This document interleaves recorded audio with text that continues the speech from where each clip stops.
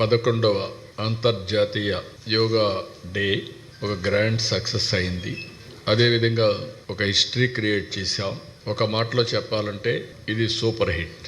నేను ఎందుకు ఈ మాట అన్నానంటే, జనరల్గా ఉదయం 6 గంటలకు రావాలి. మా మీటింగ్ స్టార్ట్ అయింది 6:30 గంటలకు. స్పీచెస్ స్టార్ట్ అయినాయి. ప్రధానమంత్రి గారు కూడా 6:25 అక్కడికి వచ్చారు. అలాంటిది ఎర్లీ మార్నింగ్ మేము కూడా అనేక ఏర్పాట్లు చేసుకున్నాం. స్కీమ్ ఏ, స్కీమ్ బి కూడా. వర్షాకాలం, ఒకవేళ వర్షాలు వస్తే స్కీమ్ బి కింద 30,000 మందికి ఇది ఇంటర్నేషనల్ ఈవెంట్ కాబట్టి ఏమాత్రం వాయిదా వేయడానికి వీలు లేదు. కాబట్టి స్కీమ్ బి కూడా రెడీ చేసుకున్నాం. నేచర్ కరుణించింది, వరుణ దేవుడు కరుణించాడు. 20 రోజుల మునుపు అయితే 60% రెయిన్ఫాల్ ఉంటుందన్నారు.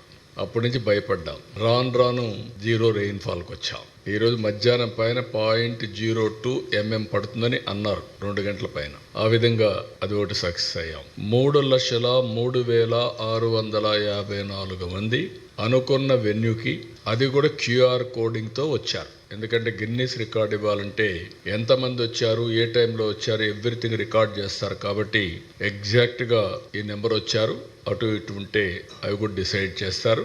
ఇది ఫస్ట్ టైం 2 గిన్నీస్ రికార్డ్ రావడం.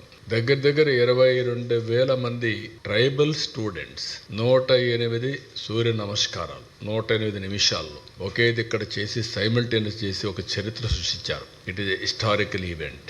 ఈరోజు మేము చెప్పింది 3 లక్షల ప్లస్ అంతమంది ఇక్కడికి వచ్చారు. ఇంకొక పక్కన మీరు చూస్తే రాష్ట్రంలో 2 కోట్ల మంది పార్టిసిపేట్ చేస్తారంటే రిజిస్ట్రేషన్స్ 2,45,00,000 మంది చేసుకున్నారు. 2,45,00,000.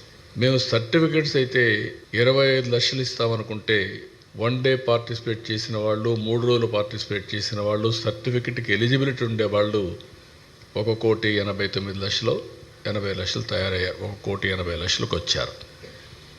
ఇవన్నీ చూసిన తర్వాత నేను మనస్ఫూర్తిగా మరొక్కసారి ప్రధానమంత్రి నరేంద్ర మోడీ గారిని అభినందిస్తున్నాను.